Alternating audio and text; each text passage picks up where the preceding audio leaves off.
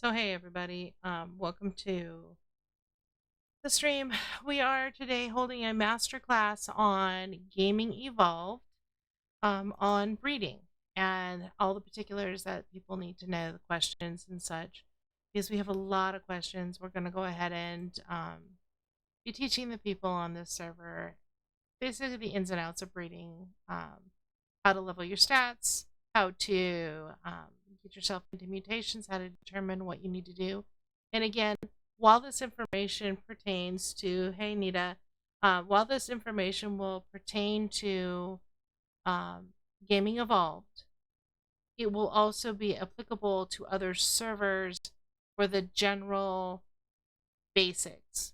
There are some things here that are settings here that are set for max level of tames that will continue to be able to go and be leveled, that may be different from your particular server, but this is just in general how we're doing this. So we will start here. I do have a bunch of people that are coming in, or will be in on the GE Gaming, and you will hear them if they ask any questions. But this will also be then pushed over to YouTube to be there permanently. So feel free to snip anything if you're in my chat. We will go ahead and have you ask a question here, and or if you type it, we'll see it. We'll address it when it comes to the right time. Please keep everything on topic, and we'll go from there. So let me. It's going to be starting in 3 minutes on Gaming Evolved, because we set up for 12 o'clock high noon, and I believe in starting stuff on time as much as possible. So until then, you're going to be hearing some people yapping, and that's okay. Those are the friends that are on in the channel.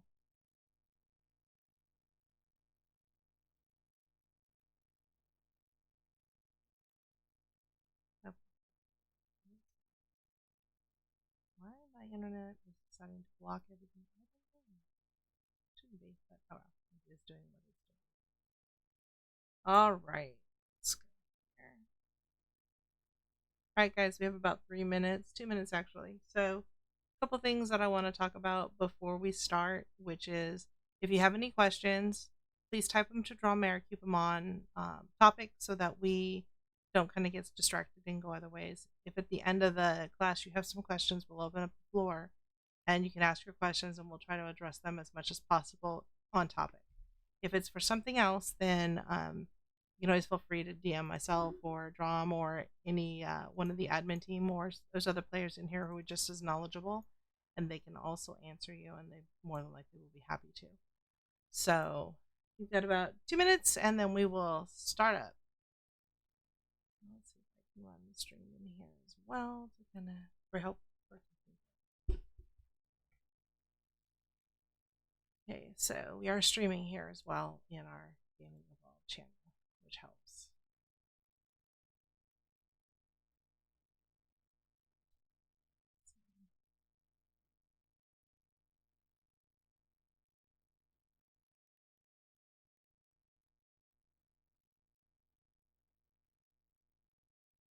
Any questions starting out, or anything that you guys are most concerned about learning? And if it's something we're going to touch on, that's going to be fabulous. And if not, we can make some adjustments based on that.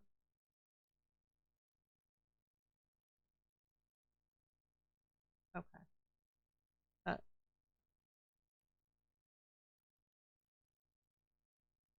Okay, that's fair.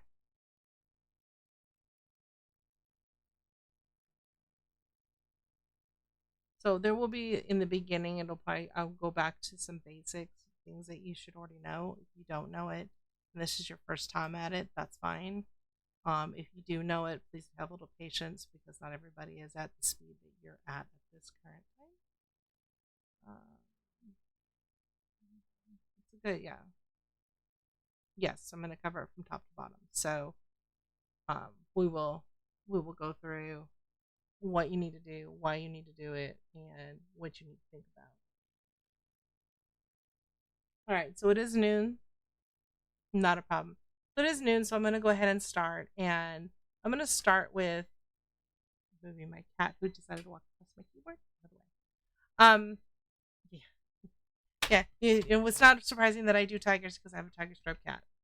Anyhow, so the first thing I'm going to cover is stats and what you need to really be thinking about, what you're seeing on a tiger. In this case, I'll talk tigers since I've got the tigers available to do. It's on any stat or on any team. Excuse me.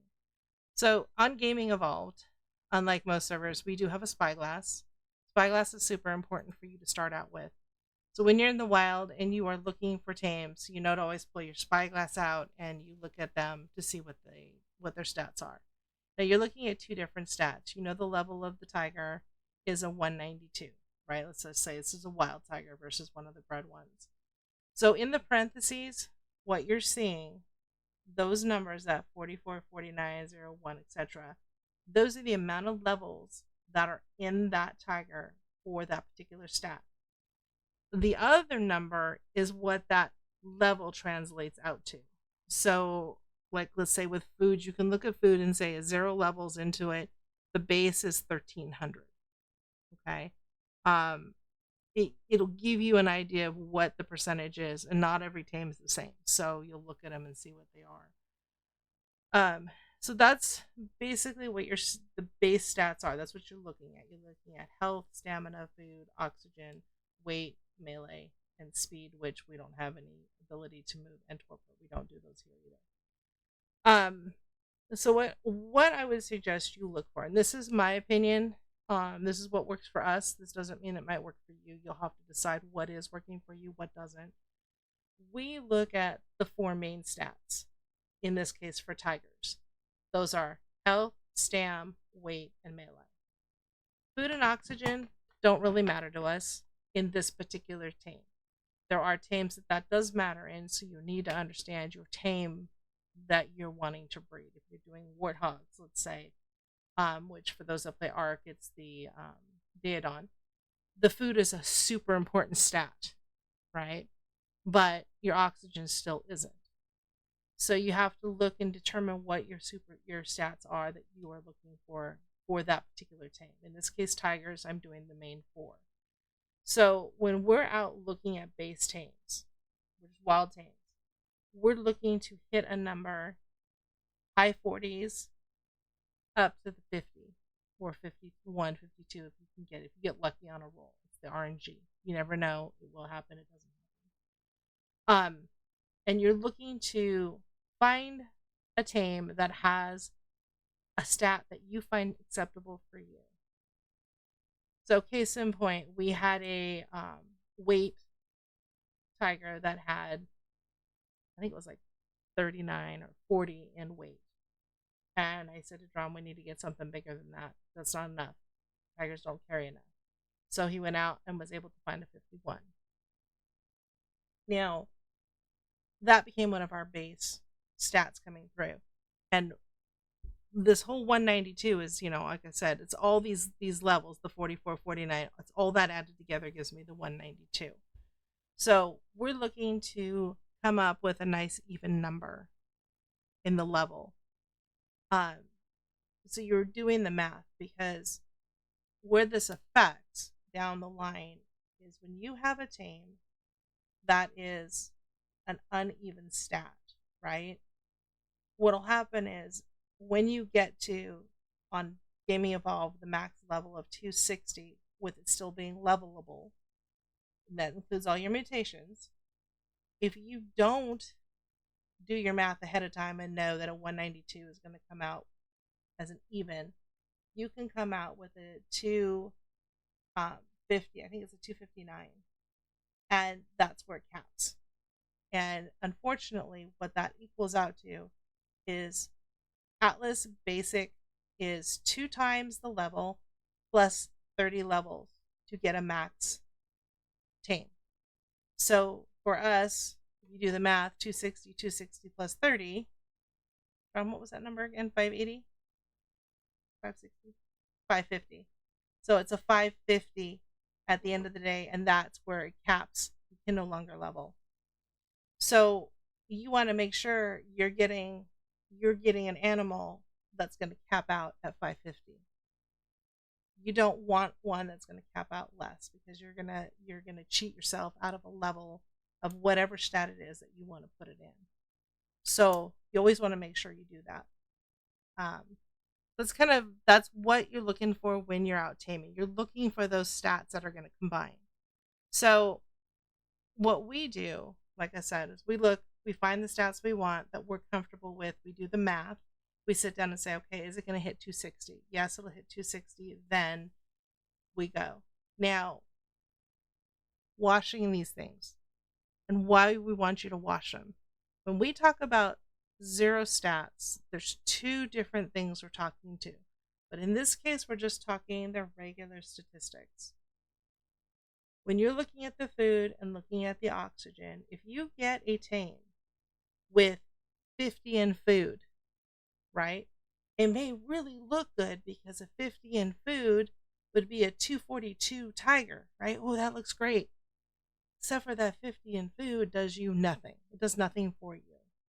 So when we tell you to wash them, the reason we're telling you to wash them is you want those 50 levels available to you as a breeder for mutations, because you have no wiggle room at 260. That is where you stop.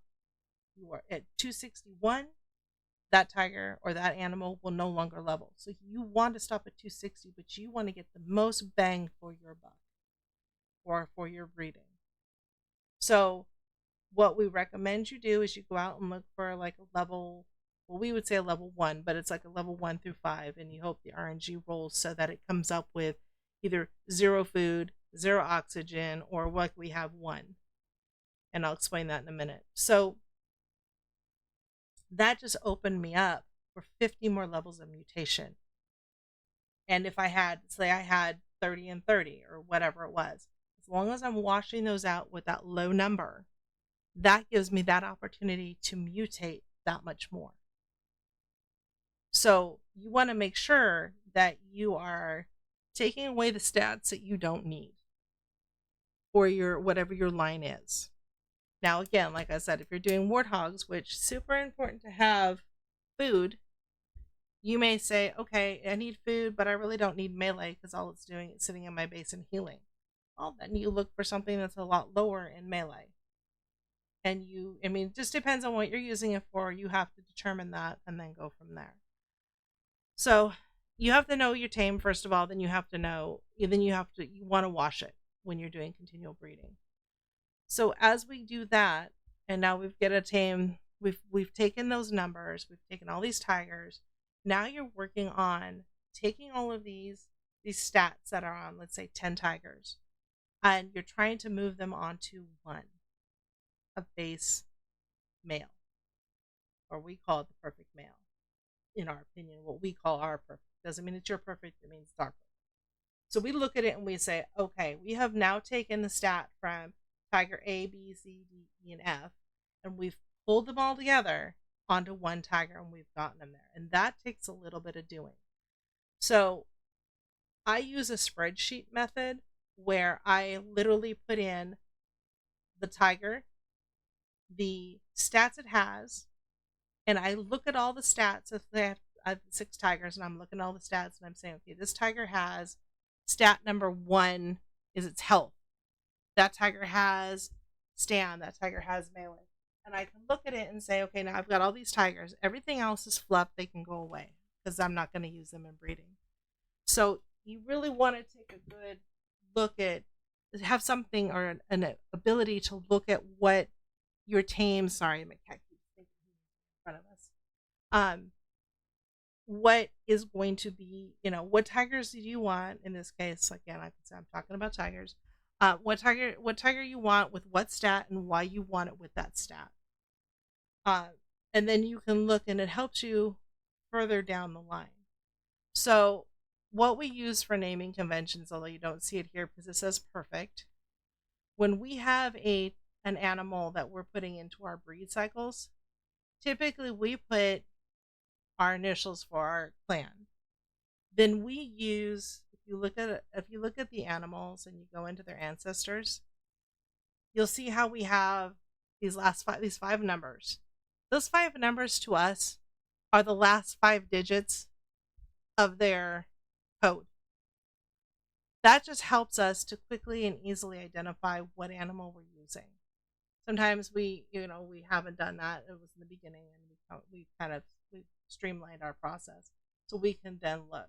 And when we get down to what we call the perfects, perfect male, the perfect female, we know they're perfect. They all have the same stat, and we know that now when we start breeding them, we'll be good.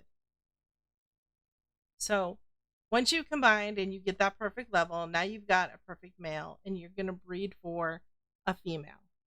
You want to make sure you have one of each, and you breed the crap out of them.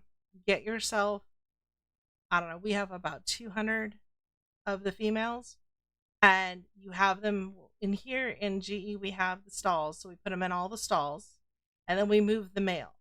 So the reason that is done, for those that are new, is females have cooldowns. Males do not. It's just like real life. Female gestates, you need to give her a little bit of time before you do it again. A male, he can spread his seed all over the place.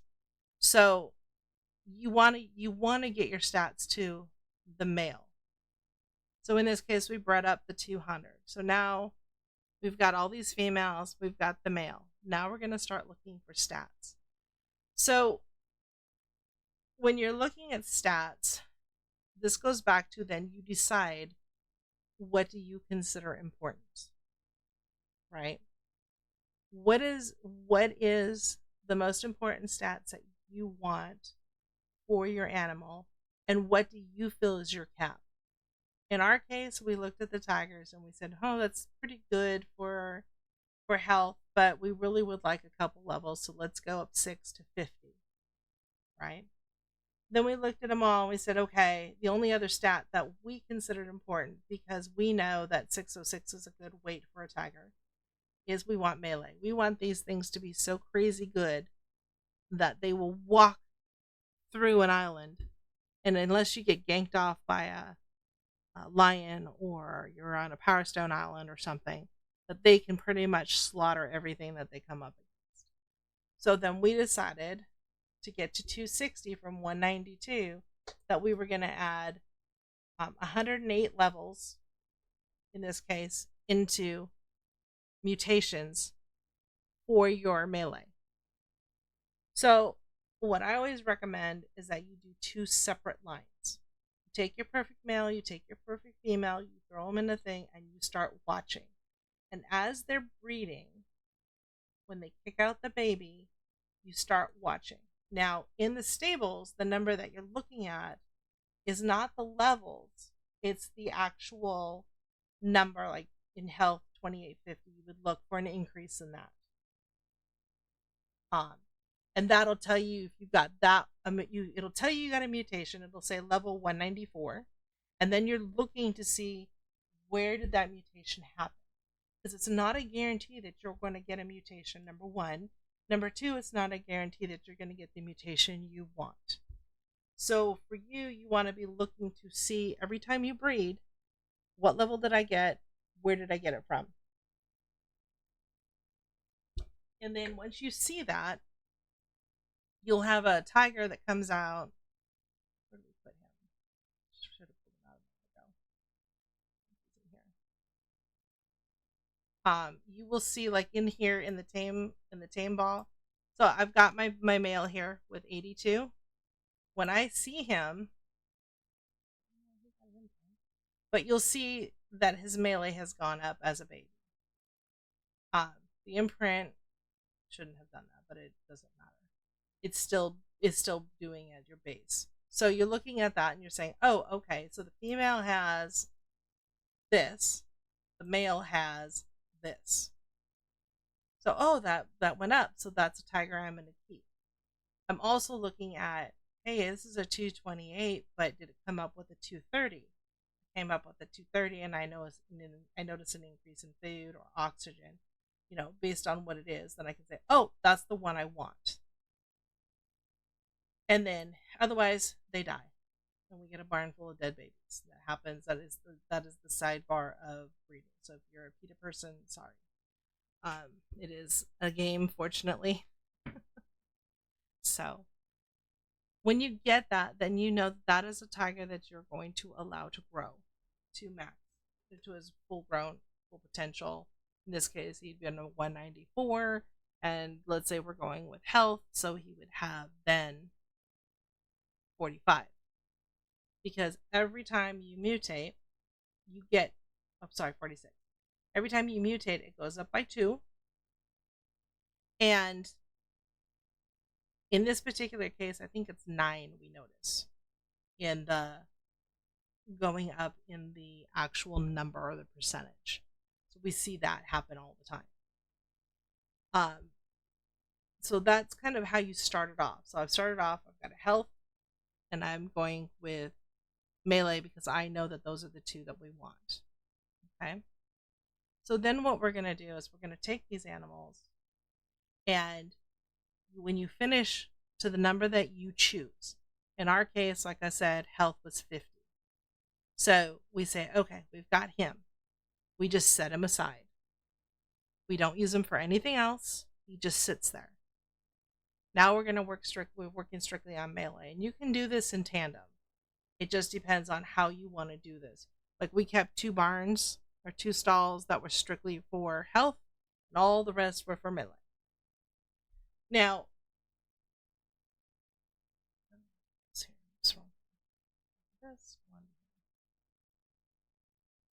when you go into the tigers, you're going to see there's random mutations, and that's what you're aiming for. You want to see your random mutations on either side, right? You'll either get a male or a female mutation. When you're breeding it, if it's coming from the boy, you want to see your normal mutations here, and wherever you see your random, you want to make sure it'll move over to here. So if it's a boy, that's fine. The next time he breeds, mutations will all come from him. If it's a girl, there's an extra step you have to do. So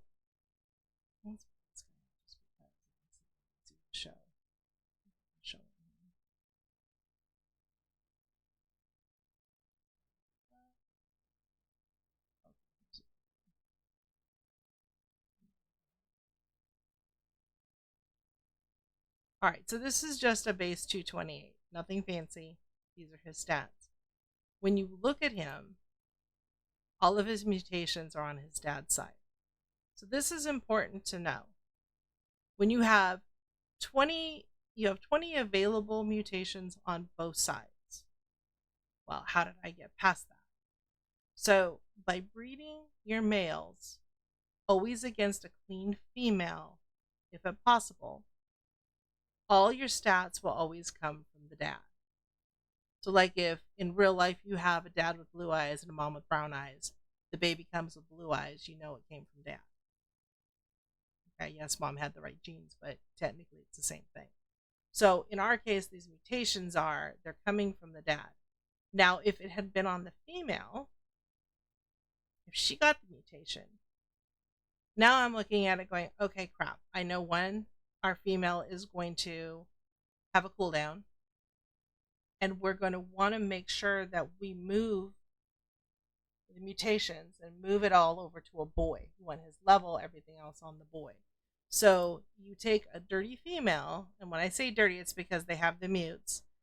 You take it against a perfectly clean male with no mutations, and you start breeding them together to get a male that matches your female. So you've now just taken all your stats and you've moved them onto a boy. So the reason we say you level them, like you see us having leveled the perfects, is because our mutated, if you look at these stats right here, the only thing that's changed is the melee. Everything else is the same. So there's no chance of getting a random number that's not, unless it's a mutation, that's not one of these numbers. Okay? You're pretty much guaranteed, if you get a mutation, it can be anything, but you're going to guarantee the rest of the stats are going to match up or line up with everything except for your one mutation. I don't know if that makes sense to y'all.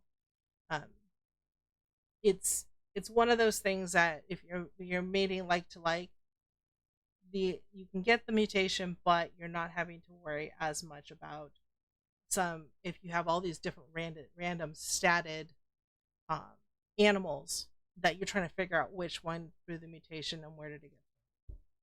So that is something that you need to pay attention to on uh, so once you've done that, we have what we call the wash stall right here, where we'll actually put although I don't know if she's still in here, a clean male. We don't have him in here right now, and we put the female with the mutations in here, and we turn them on and let them roll. They need to breed. They do their magic until poof, we get a little boy, and off we go. So you always want to make sure that you move all of your stats over and then continue breeding with that male through all of your clean females. Because then you've got this nice little you've got basically what we call clean breeding. You don't have like 200 mutations here and 200 here and it's locked. So the way mutations work, or it's supposed to work in Atlas, but it is a little broken, is that when you have both the mother and the father that have 0 here, 0 here, or under 20, up to 20, you can get a mutation from either side, the boy side or the girl side. The opportunities are there for you to get more mutations faster because you've got 2 chances. You got one from the dad, one from the mom. On the rare occasion, you will get a double mutation where if both the parents are under 20, they can each throw a mutation, and if you're really lucky, it's on the same stat. We've had that happen. It doesn't happen very often. I think it's been like twice in our entire time that we've been doing all this breeding. So, at least on this server. So we've had a mutation from mom, mutation from dad. It was both in the melee. It doubled the jump. So instead of going up by 2, it went up by 4. It can happen. But at the end of the day, that's how you're going to get your mutations quick and fast up through the first 20. Once you get past 20, typically it's 21, which would lock it, so to speak, you're only going to get the mutation from the mom's side. So it'll cut the speed down at which time you get your mutations or how fast you get your mutations. So for us, instead of being like once every other day, maybe it's once every 3rd day or once every 4th day. So you have to kind of look at it and say, oh, okay, this is what I need to do. I need to slow down.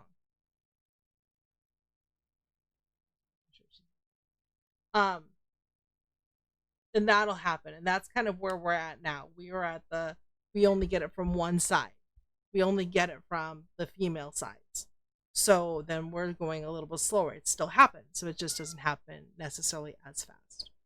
So the ultimate goal is to have all of your mutations again on the father side and the mother side clean. And by doing that, it doesn't matter how many mutations you have overall. You can have 1,000 mutations. You can have 1,000,000 mutations. It will only be on one side if you always breed against a clean female. Sorry, my coworker here, she's deciding she wants to talk to me. So this is really a kind of one of those concepts that's been really hard for a lot of people to understand. And so for you guys, want to make sure that you have a firm understanding of how these mutations are working. Now, there has been some misinformation put out there that when the animal hits a certain level of mutations, it resets to 0. Unless the base code has been rewritten by somebody in your server, that is false news. That is fake. Does not happen. Can they have 9 gazillion mutations? Yeah, they can. I've done that. It's the exact same principle as art. So you want to make sure that you understand that it will never reset to 0 on you. It doesn't happen. So you're looking at it going, okay, how do I do this? So you want to say, okay, doesn't matter how many mutations are on one side, as long as the other side is open to accept mutations, you can always mutate more. But you need to keep in mind that whatever that mutation number is that you want, so like for us, we want to get 82, or 108 from our 82, is for us, we're looking at it saying, oh, yeah, well, we got 82. Now we're going to 108. It's a lot slower, but we will still get there. And then you want to do your math. So you have the one tiger. Remember, our ultimate goal is 260, right? We have the one tiger that we went to 50 on health. And then we have the other tiger that we're going to go to 108. From where we are at 192, that puts us up to 260 when you math it out. Because that is the ultimate tiger right there in our book. You may want to do something else, and that is your prerogative, and that is perfectly fine. But you want to make sure that when you're doing this and you're thinking about your levels, you're taking into consideration any other stat that you want to bring to a certain level. So like if I said, oh yeah, I'm gonna bring health up to 52, and I still want to do 108, that's going to put my tiger at 262 instead of 260, and therefore render it unlevelable. So you have to adjust for whatever stat that it is, so that you, in on GE Gaming, you do not go over 260. And you can fiddle around with it and have those talking points. Like with us, what we do is we talk about it long before we start our mutations. So like Drom is working on griffins, and he says, hey, I've got this griffin, but I saw I have the availability to buy X, whatever X was, and it will benefit me here, knowing that he either has to lose a couple of mutations, or he has to readjust, maybe go out and find a different griffin that has a lower stamina or lower weight versus what he adds in. So you have to really think through, and it goes back to originally what we were talking about. You really have to think through what it is that you want from your tame.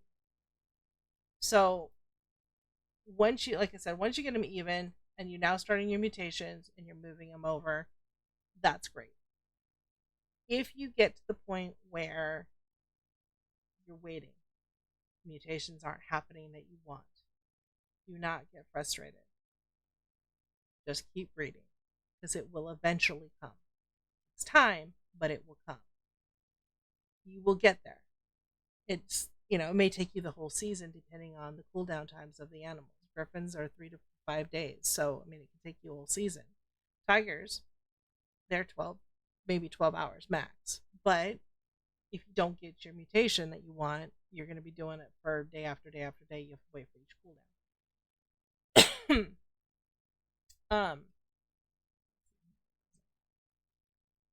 That is kind of why we want to, we were wanting to explain to you guys how these all work. And you only, again, with mutations, start them up once you get your 2 animals that are perfect. Makes your life much easier, because you're doing this the old-fashioned breeding way. Now, some of you might be ARC people and have bred with propagators, where that doesn't really matter, because you're just looking at a stat with a propagator and you're saying, oh, toss it, oh, up, because you're looking at the stat. That makes it easy. Here, you have to do it the purest way to be successful. Unless you can keep all these numbers in your head and you know that I need this, I need this, I need this. And then you're trying to breed this versus this, but they got different stats. You're trying to clean out the stats from the original, and it's just no fun. So my recommendation is level them, get them where you want them to be to start, then move over and start your mutations. That is going to be your best opportunity. So, Drum, has any questions come in, or anybody have any concerns?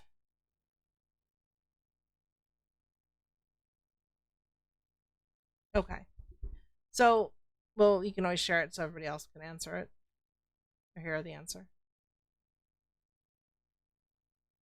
Oh, sorry. Okay. So, does anybody have any questions in regarding to what to look for, how you should combine your stats, how you should wash your stats, and why and when you should be doing mutations, and any questions on mutations. I think that's the hardest one for people.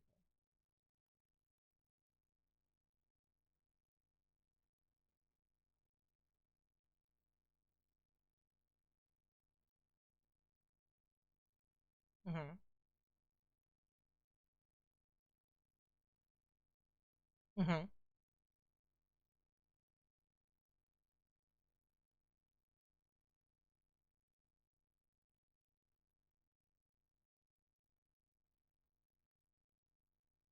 You can, or you can wait. You pick the stats you want, like you tame the tames you want with whatever the main stats are that you need. So, like in this case, tigers, health, stamina, weight, and melee. You breed them all together. You don't worry about the food and the oxygen because you already know that that food and oxygen eventually are going to um, be washed out. Not, you don't have to do it the first time, but if you've got them, wash them. It makes your life easier. Um, so you breed them all together, then you wash, or you get that wild tame, you wash it, but then you need to make sure. Like what we do is we usually get one of each sex, a boy and a girl.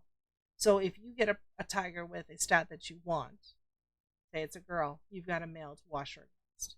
If you've got a tiger that is a boy with the stat you want, then you have a female to wash her against.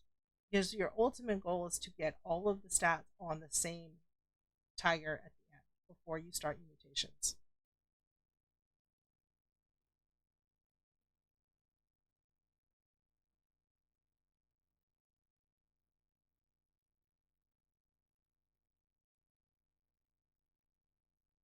Yeah, and that you can do as well because you have to remember that if you're washing tigers as you're going, that's an extra step.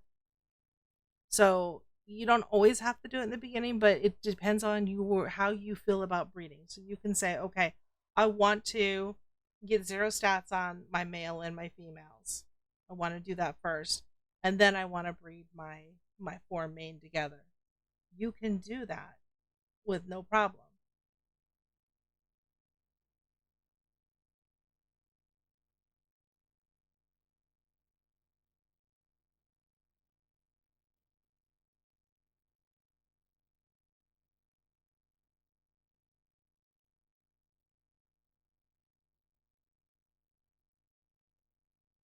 Mhm. Because then what you're hoping for is that all those stats that you have on that one, except for the one that you don't have, are moving to the babies.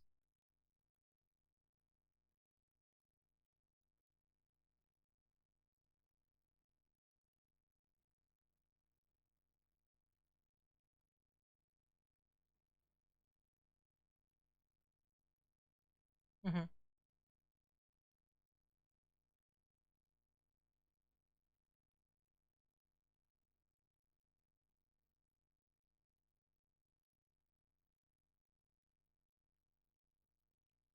So in that question, I don't know what the max stat is.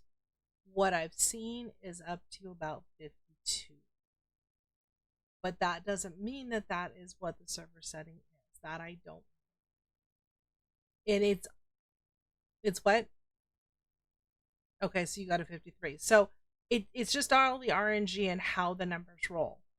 And that is literally you could have a tiger that you get that has already has a 0 0 in food, but it starts out with um, I don't know, let's say it starts out with 39, right, in melee, and you're looking at it and you're like, ooh, ooh, ooh, I hope it rolls because it'll be a high melee, and then it goes and screws you and throws it back into the food that you had 0 0 on, right? So it's all luck of the draw at that point. So you go through a lot of tames to find what you'll find, what you'll consider the best. Mm-hmm.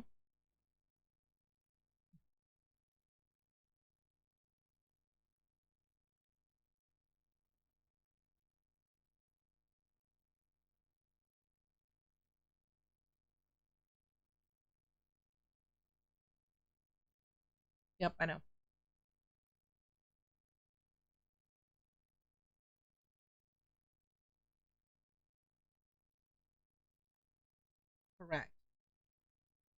Yes. We we've had that happen. We've had a couple people who had some misinformation, thought it would zero out, didn't zero out because it doesn't do that, and literally had to start their whole entire line over. And don't get rid of you. I mean, I did once I got them to where I wanted them to be perfect.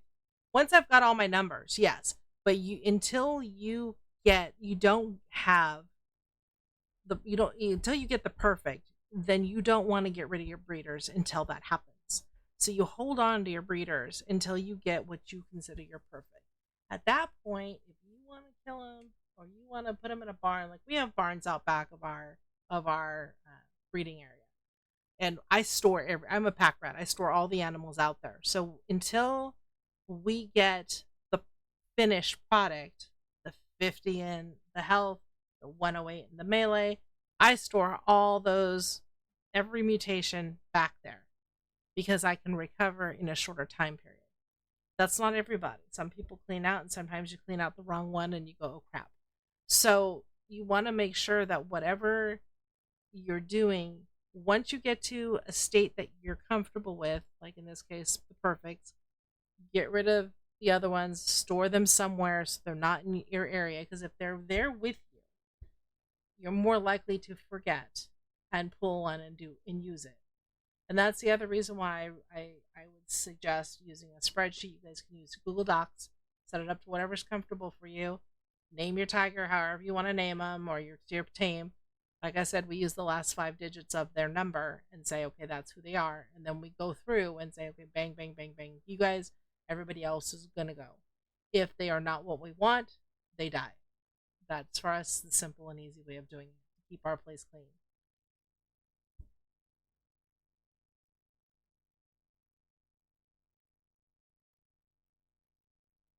No. Hmm.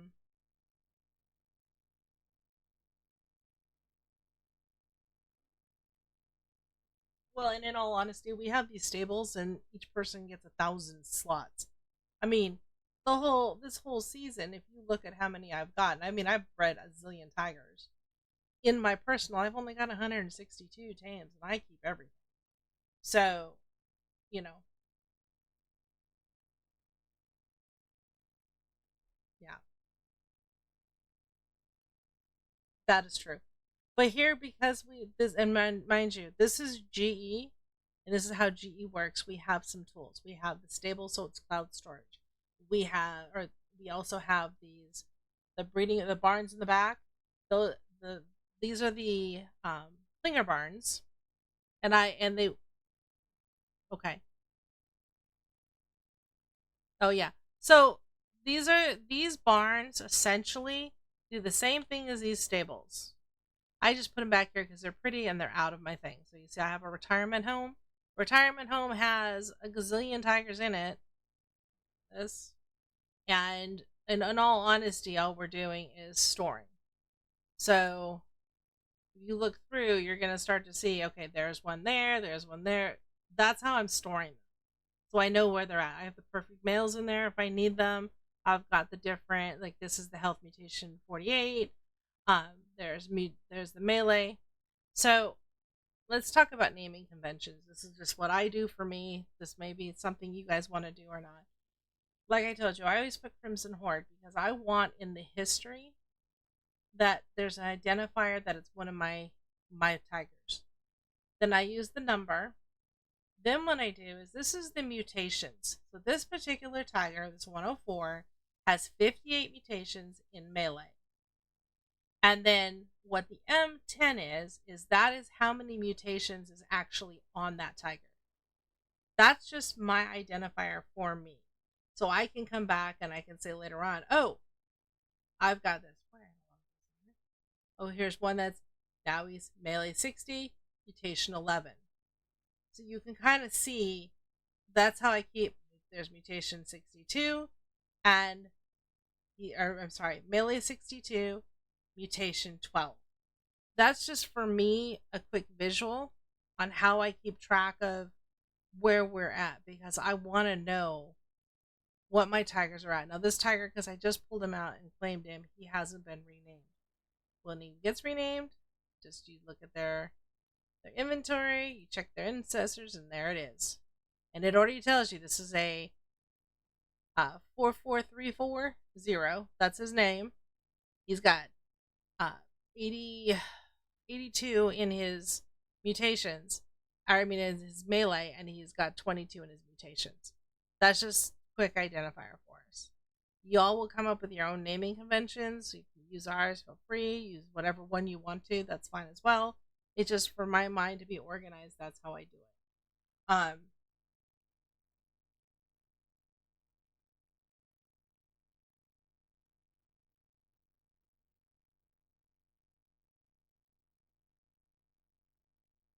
Mm-hmm. You need to. You need to be putting food. So in order for these to work, and I can show you on this one because this one's empty. So the stable and the stall work the same. You have to put food in them, and you have to have it at 0 fertilizer. And for those of you that are having trouble getting fertilizer, throw all your tames in one of these with some food, and you will get so much fertilizer you won't know what hit you. But as long as you've got the tames in there, the fertilizer's empty. Yeah, if you do those two things, then the stall will work. As long as your animals are turned on, you have them turned to breeding. If you don't have them enabled, then they won't. And there are some of the arc tames that will not go in there, such as the griffin and such. If the birds do, some things don't. You just kind of have to look and try. There's 2 types of stalls, but again, this is GE proper.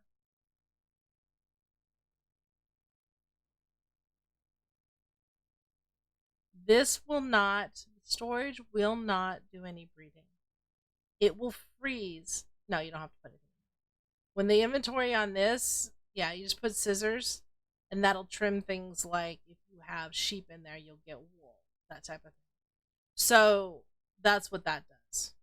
But you don't need food in this. You just need food in the stables and in those barns out back. And then there's another barn that I don't know if they still have it active on the server. I don't believe they do. That crashes the server, so you're asked not to use it. And if you cannot breed in it, it is a base game thing that is problematic on the server sometimes. So you either use the Klinger barns or you use the stalls for your breeding. That's what I use because they're little, but they're all the same. They're just the same as the big ones. You know, it's just like there's this one. Let's put out. Yes. So basically, all this does is when you don't tell me those. No, that's not good.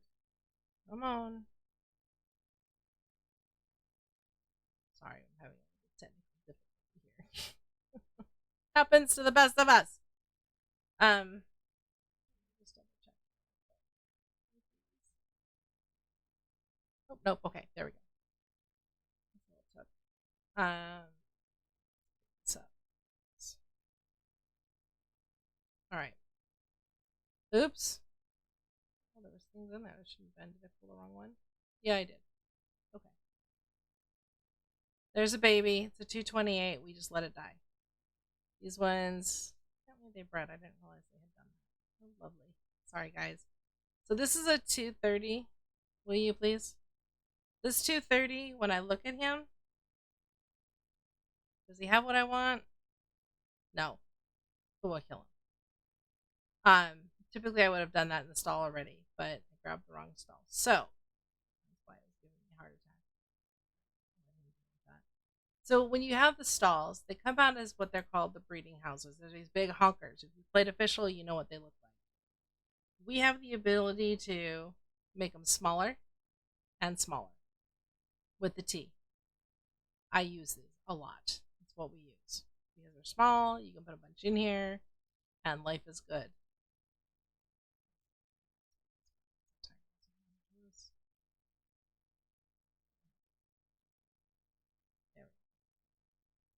Put it down, you upload them, and they rock on. Like I said, Drom said he'll come over and fix my mess. I have a messy issue. So, is there any other questions in regards to this, or are you guys good? Hi, Grifty.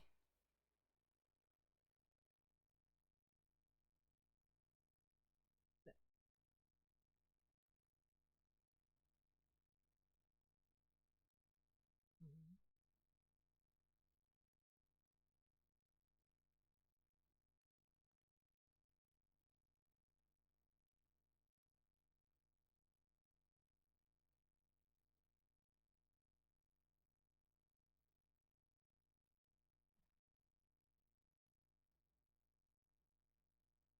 Mhm.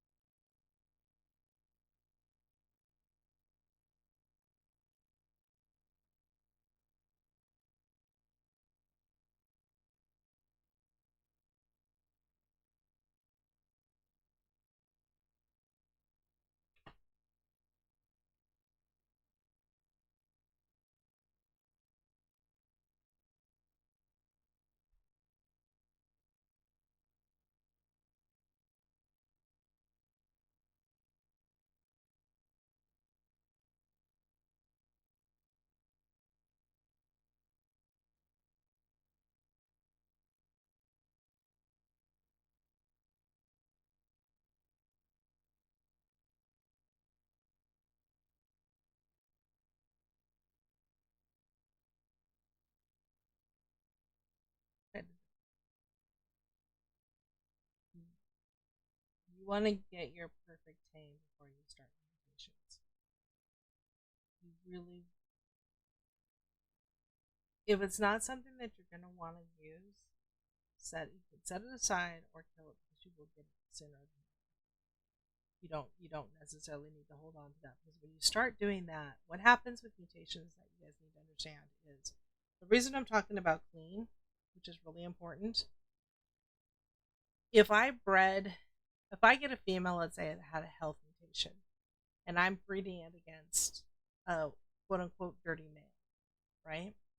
Instead of going up by 2, so 2, 4, 6, 8, 10, I'm now going 2, 4, 8, because I'm picking a mutation from somewhere else and I don't know where that came from.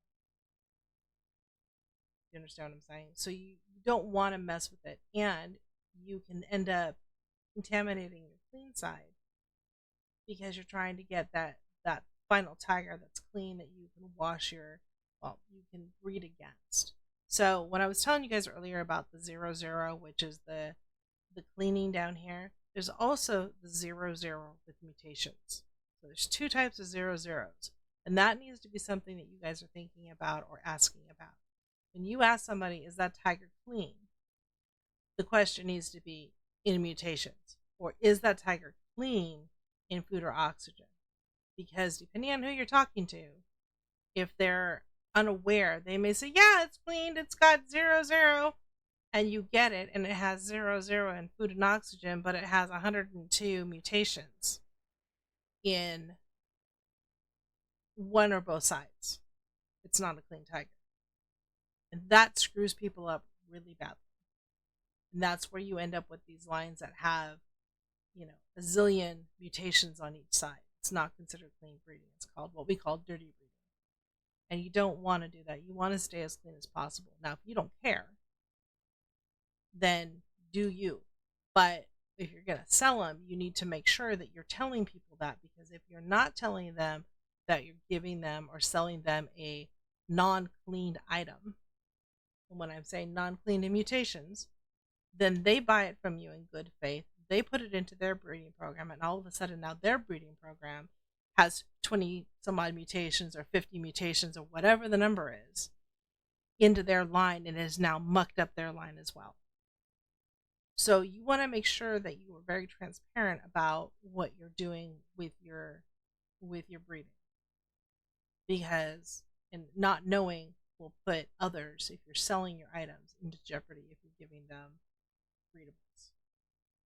So always make sure you know that. Make sure that you're on top of where your mutations are.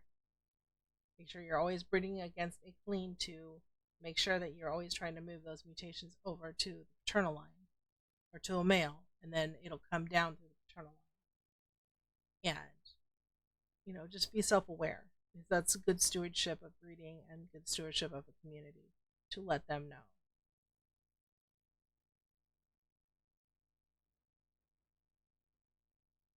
Um, when I start, first thing I do is I breed like 200. Um, it comes from my ARC days when I did propagated breeding where I had 2,000 females. So I don't do that many here, but each one of these barns, like this barn here, has, let's see, 1,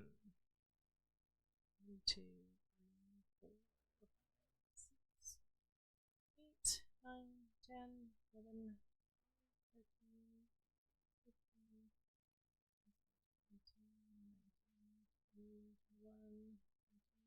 22 females, and then I put the male in. So if you figure I have 22 there, and I have how many barns or stalls? 1, 2, 3, 4, 5, 7, 8. So I'd say I have 8. So that's what? 8 times 160 females. And then I have extra in that barn back there. So I usually 200, 250 is a good number because let's say you don't get anything, right? And you want to try again. You can take your females out, go throw them in the barn, take fresh ones from the barn, throw them in here, and try again. Especially if you're like under a crunch. You want some. So I would say, honestly, to me, 200, 250 is a good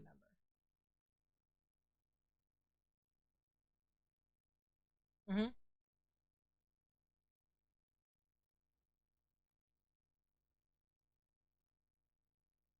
Mm-hmm. The baby. Mm-hmm.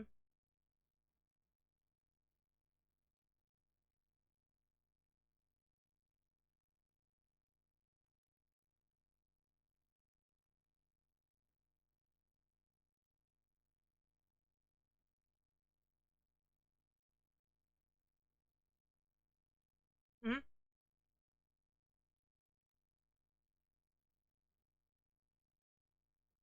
Mutation. Mm-hmm.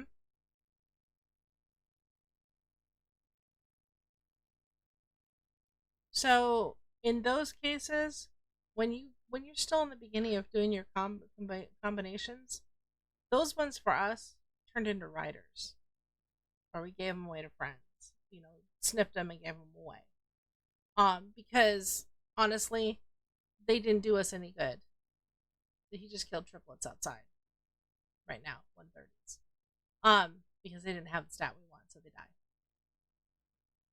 That's how we roll. Like we don't if it's something that, somebody can utilize, let's just say I'm working on the melee and I get a health mutation and one of my friends needs a tiger. I'll be like, "Hey, I got this. Do you want to come imprint on it?" Yeah, sure. So, at that point. So, let me roll into imprints real quick. Mhm.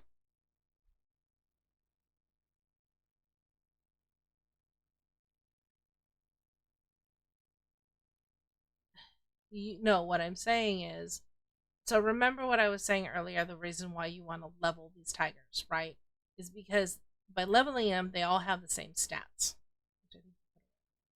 Um, they're all at the same, they're all the 192s, and all our 192s have the exact same stats. So I can always tell when there's a mutation. So what you want to do is you want to make sure that once you've leveled them, okay, so let me back up a little bit. When you're breeding them, let's just say I have a tiger with a better health mutation and I want to use that tiger. That tiger, the idea of him tossing a better stat to me, a better stat to me, it's a 50-50 crapshoot. I'm either going to get it from the mom or I'm going to get it from the dad. Right? There's no other tigers in play. There's no random 170 tiger or 70 tiger that I got from the wild that I'm breeding in It's either going to be this one, or if I'm breeding against my health mutation, 50. It's going to be one or the other. There's no other number that can come in. So when you get them evened out, at that point, that's when you're going to want to start your mutations. You really don't want to start it before, unless you're only planning on mutating that one single stat and you don't care about the rest of your stats. But in theory, you want to clean up all your stats, like I said, because the food and the oxygen, in all reality, like bears, tigers, giraffes, elephants, all that, that's just a wasted stat. Because how many people are going to take their elephant out underwater to go out and kill seaweed?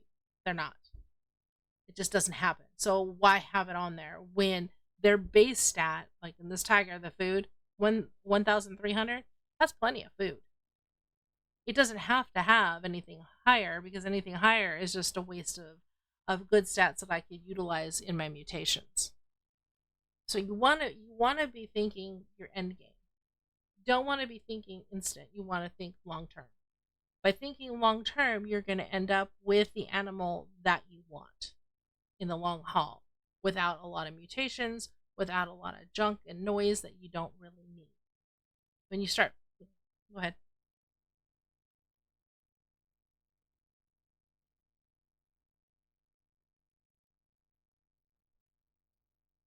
Level. Mm-hmm. Turn it into a rider. Get your bears even statted across where you want them to be, then start your mutations. That's no. So where did the baby got the mutation, correct? So when you look at Cain and you're looking at his stats, right?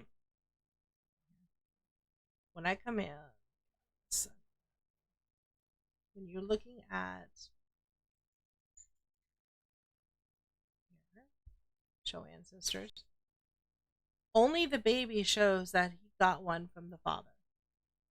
Cain doesn't show this. Cain shows 0, correct?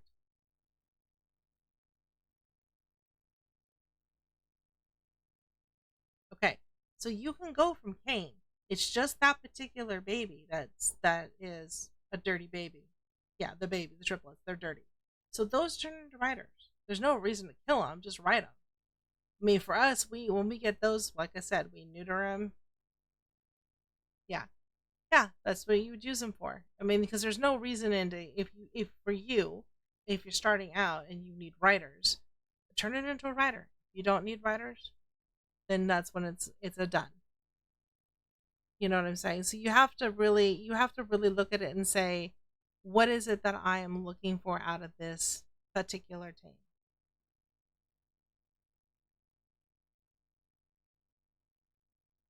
Mm-hmm. That's what we call dirty breeding, because they add up. So that's yep. So what'll happen is, and this is the downside, this is the dirty side of breeding. You have a female with 20 and you have a male with 20, and you're breeding them together. That baby now has 40 stats, 40 mutations. You take that 40 and you breed it against the father with 20. Now you've got 60 mutations. You breed that 60 mutation against the 20. Now you've got 80. And it just skyrockets. And so that is where people get into trouble, because they do that and they don't stop and say, okay, now what? Because once you lock both sides, once they go above 21 on each side together on the same team, you will no longer get mutations. You will just get carbon copies. So you want to make sure that you're always breeding against a clean. You always want one clean female and one clean male. And when I say clean, I'm talking mutations, 0 mutations. Always do that.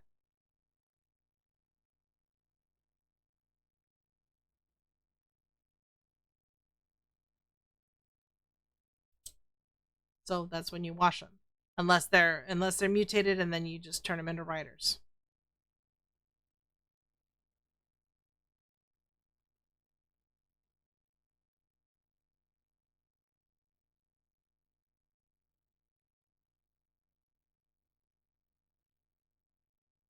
Mm-hmm.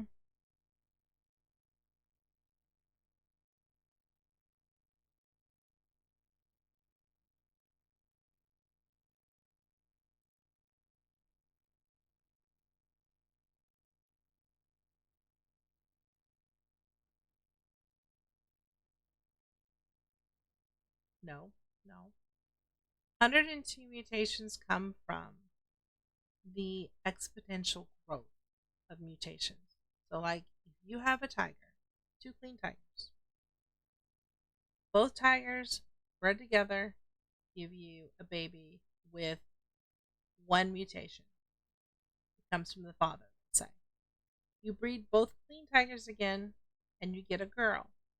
It shows on the dad that it has one.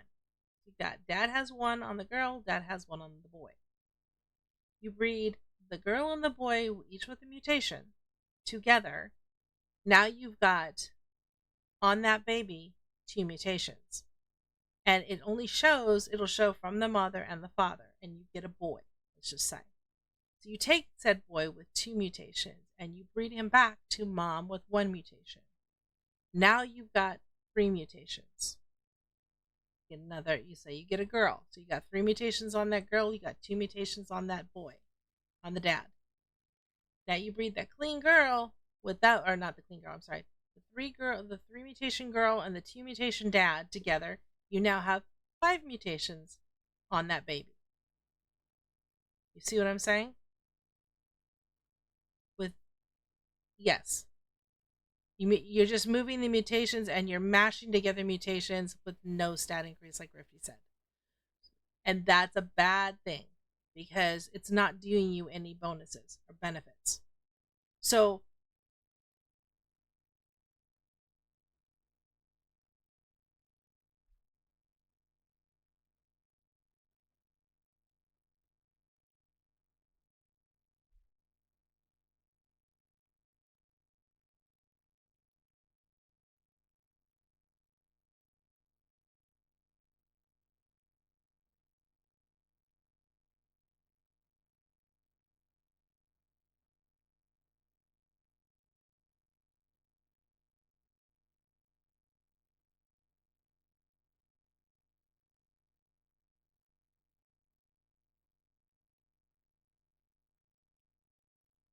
but it's still considered those are bad mutations.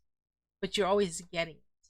So, the reason we're saying to you, throw those ones away until such time you are ready to mutate. You always keep it zero mutations on the dad, zero mutations on the mom. Turn the rest into riders. Once you've got that tiger that you are ready to do the mojo with, you want it to breed, at that point, then you start your mutations. Don't start it before then because you will foul yourself up so badly. You'll be killing so many bears, you'll be like, this is not okay.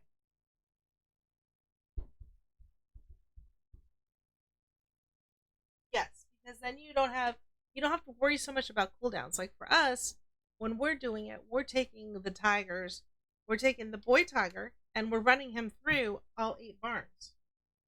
You know what I'm saying? And so that way, I don't have any. I all those females that initially have cooldowns as they go, they're already on cooldown, and I'm going to the next ones until I get what I want.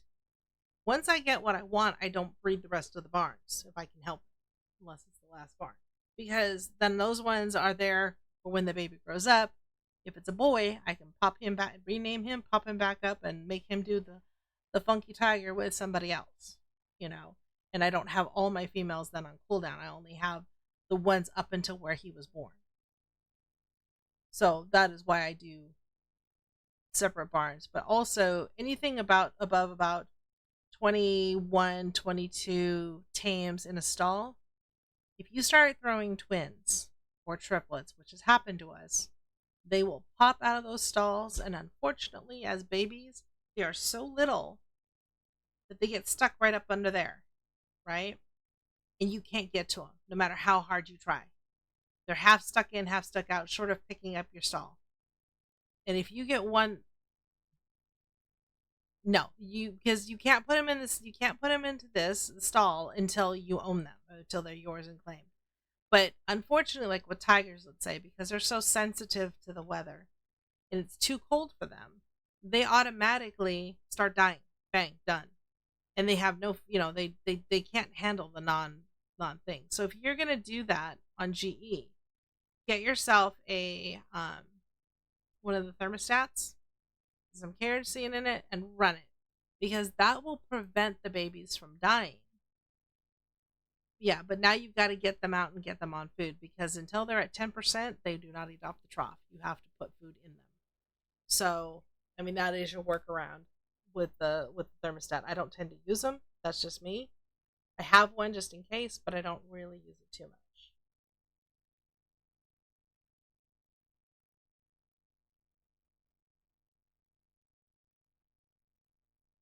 Enough to be dangerous. Yeah.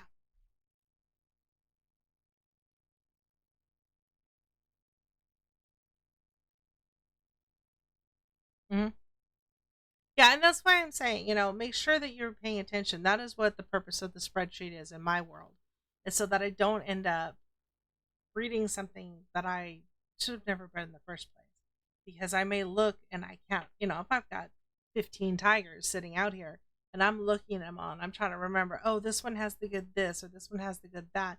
Or, oh, did I remember to change the name that this one has the melee I want, but this one doesn't? But, oh, that one actually did because I forgot to change its name. Spreadsheet it, look at it, and go, oh, there's the one I want. That's the one I want. And then all the rest become junk. It just floats away. You don't need it.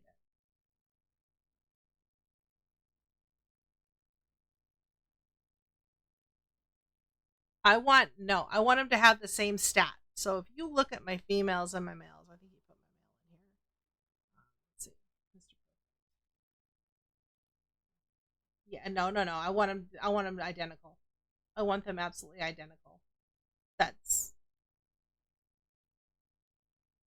no. You need to breed for that. You need to breed for that. So, so what I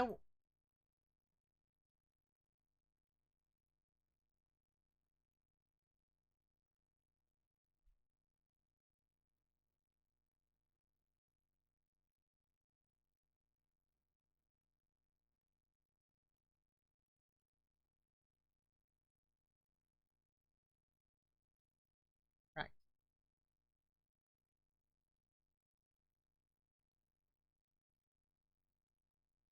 Mm-hmm. And it's easier to spot. You can spot it right away versus trying to remember. That is, go ahead.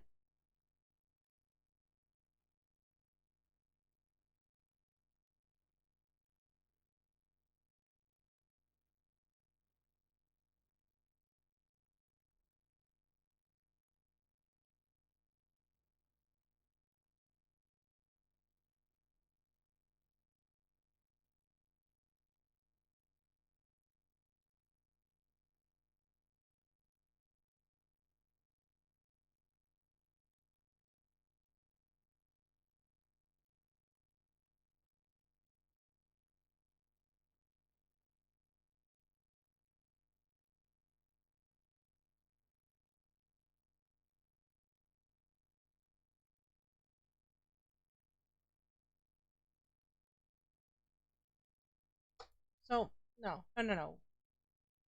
Right. You want to breed all of from, let's say you get 10 bears, right?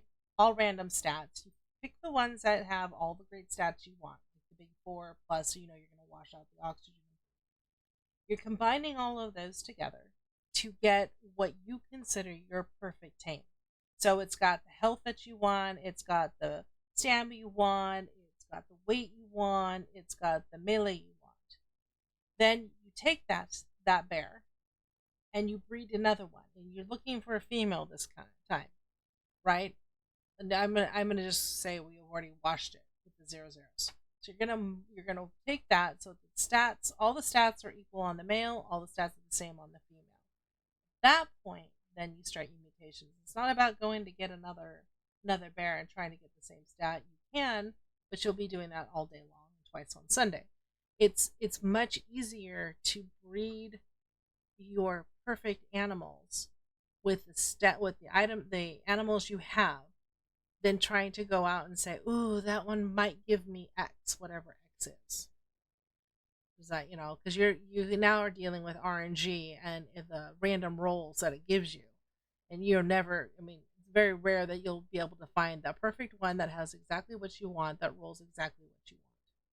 So you breed for it, but to breed for it, you don't want any mutations at that point. You only want clean to go for to breed for. Does that make sense?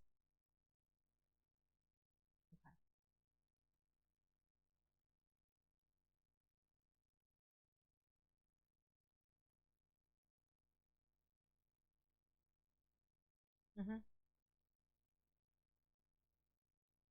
Yeah, they bred. No, no, no, they bred. They bred them. They should have. A good breeder will breed their perfect female and their perfect male. They will breed for those specifically to make sure all those stats are mashed together on that one animal. Then they're taking their perfect one against their perfect boy. So they're taking the perfect boy, perfect girl, they're breeding it together to get a mass quantity of perfect females. And you'll get boys and girls. You kill the boys, or you use the boys as riders, or like what we did, we put them in the adoption agency, and then you keep all your females. So now you've got one perfect male, and you've got 200 perfect females. And like in the old school days, I would line them up, and I would walk my male down the line, and he would hit this many females, then he would hit the next 20 females, and so on. And then I'd have a mass of babies popping out, and it was a pain in the butt. You were all you were looking for then at that point, once you have all your perfects, as now I'm looking for a baby, quick and easy. That's a 194. I look and I'm like, oh, claim it, take a look at it. Is it what I want? No, rock on. Unclaim it, let it die. Yes, dear.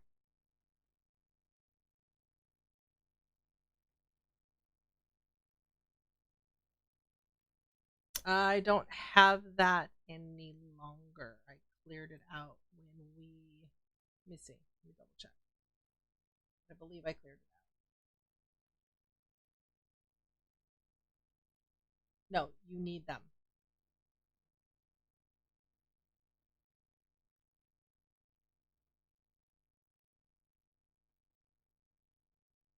Mm-hmm.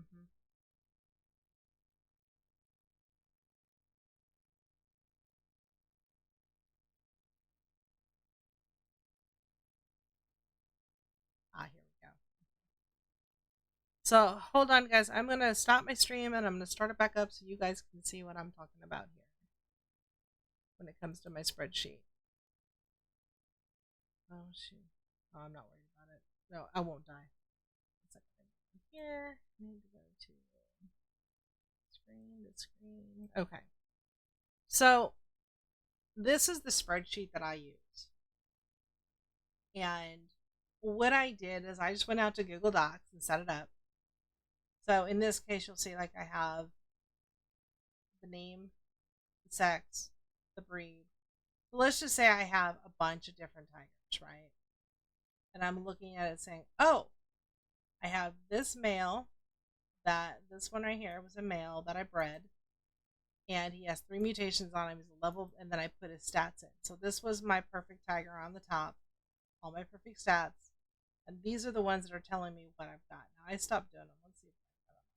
Yeah, I can show you on crabs. So crabs was a better way to show you. So these are all the wild crabs that we caught. This is all their stats. So now what I've gone through and done is I've listed, and this is the tedious part, I listed every single stat. Then I went through and I said, okay, what are my best stats? Well, my best stat in health is 44. My best stat in stamina is 41. I've got a 0 food, I got a 0 oxygen, this is my best weight, this is my best melee.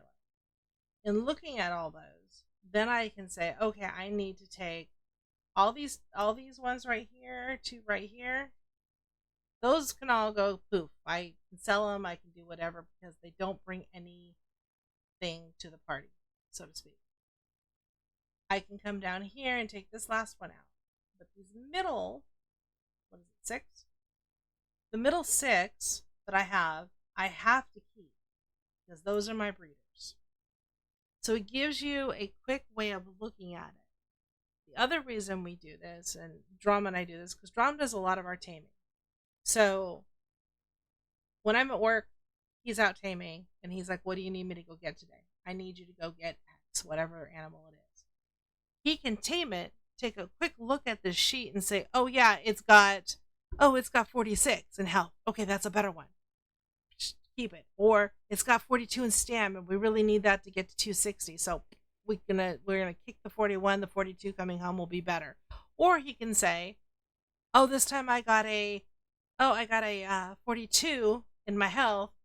Is it close? I think it's close. Then he looks and he's like, nope, crab dinner. So I mean, this is a quick and easy way for you to note or check your stuff to see where you're at.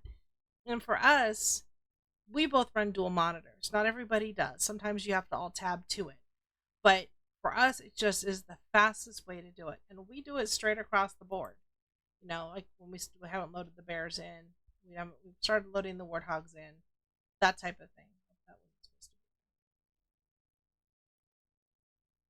Yeah, but that's what the spreadsheet's about.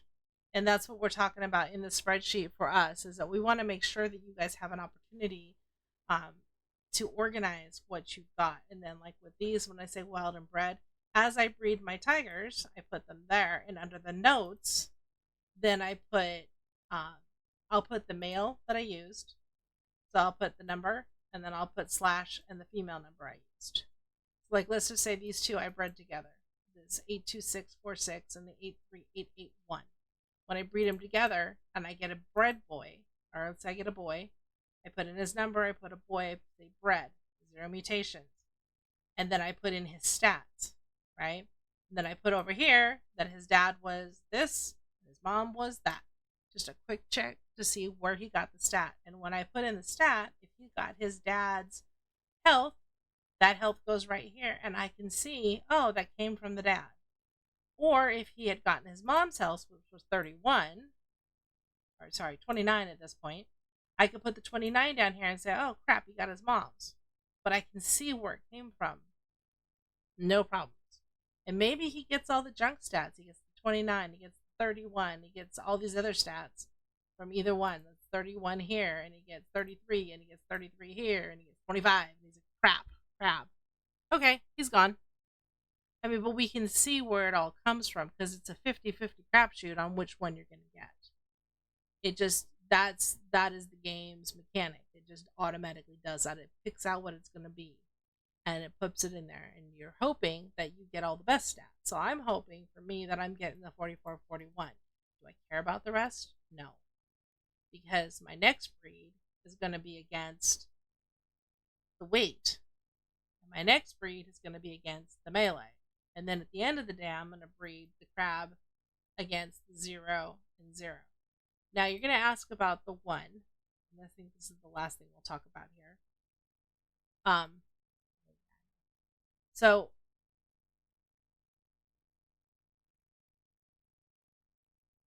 yeah, they will name they do that. So that's where your spyglass comes in. Your spyglass will show you how many levels of that particular stat are put into that. So the spyglass will show you the actuals. Like in health here, it's 2850, and it's got 44-0. So it's 44 levels of the 192 went into health. 0 is when I start to level them. So, for example, let me pull out Zoom. I should show you.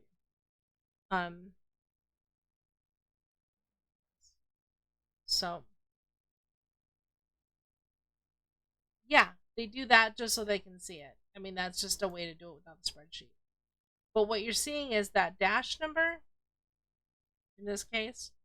So you see like a Zoomy here, where her weight was 47, and she's got dash 200. I've put 200 levels into her. So that's what that extra number is. That will not translate to your breeding at all. That only is how many, it just tells us how many levels you've added over and above the base. So that's what that is. Yeah.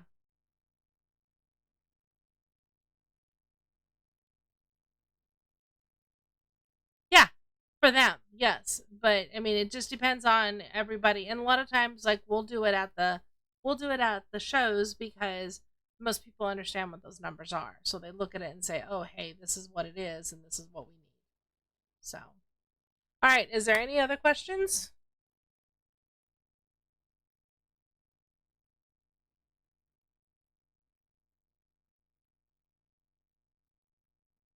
Right. Yes.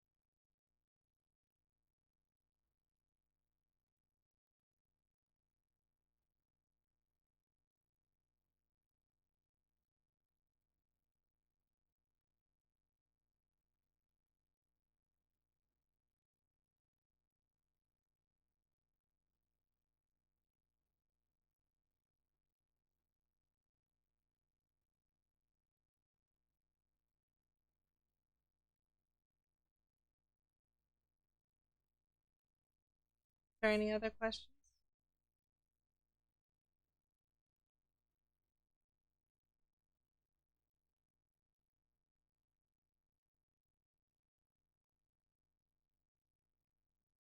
The mystery.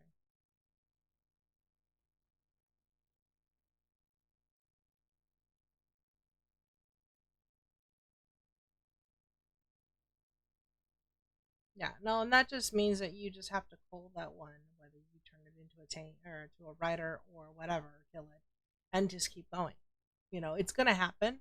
You just have to be. The one thing about this is, and that this is like really important. I know that we all treat our tames on the game like they're our real life animals. We don't want to kill them. We fall in love with them. Oh my god, breaks our heart. It died. Can't do that. Not when you're breeding. When you're breeding, your current rider might be your baby, and you might be heartbroken if it dies, but it is replaceable. So you always have to keep that thought in mind and be willing to say, okay, I got a baby. Like you saw Drum earlier when we were talking, and I pulled up that barn. He was killing animals left and right. That is our norm. We we live in a world in this game where you have 200 females, let's just say, breeding. And of those 200 females, not one throws you the mutation you want. You don't want to keep all 200 because our tame cap is what, 300 and something? Well, 500. You're going to max that out in a heartbeat. And then what? You know what I mean? It just becomes Just kill them. And thank God we have a euthanasia gun, because it used to be I had to use the blasting barrels, and that was always sad.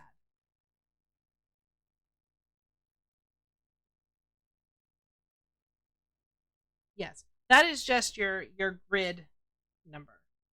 That is how many you're allowed in this grid. Out of 127 that we have about 500. We have 127 teams out, mainly up there with Drum right now. But that is what that is.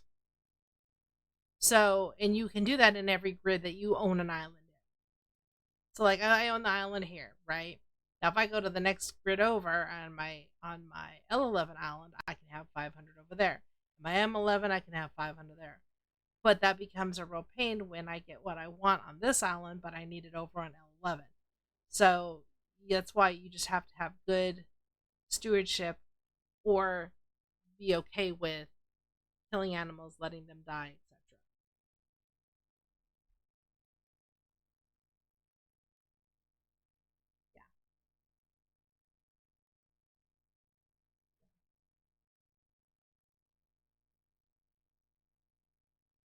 Yeah. Yes.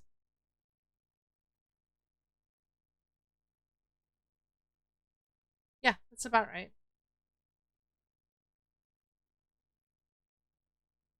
Mhm. Mhm. Mhm. They do that. I mean, there's no chant or lucky rock we can rub and say, "Give me a female." We can ask. Yeah,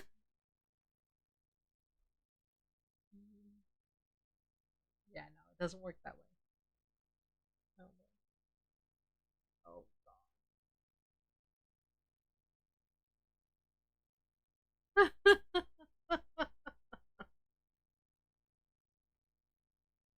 Yeah. But anyways, so that's the master class in breeding. If anybody does anybody else have any questions on this, or are we good? If you have any questions, you can always ask us off this offline here. But we've been going for about an hour and a half, and so we're getting ready to close down. Um, yeah, and it will take some time. Is anybody else in here? Mm-hmm.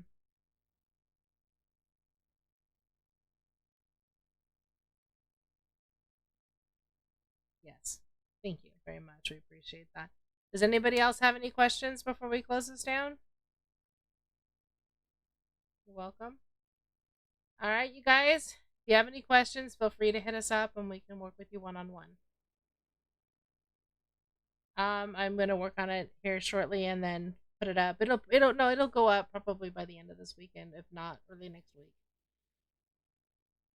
Yeah, no, I'm gonna take this. I'm taking the stream and I'm translating it over there. I'll push it over to my YouTube channel, which is also Spicy Braveheart. So same channel over there, same channel over there, over here. Okay.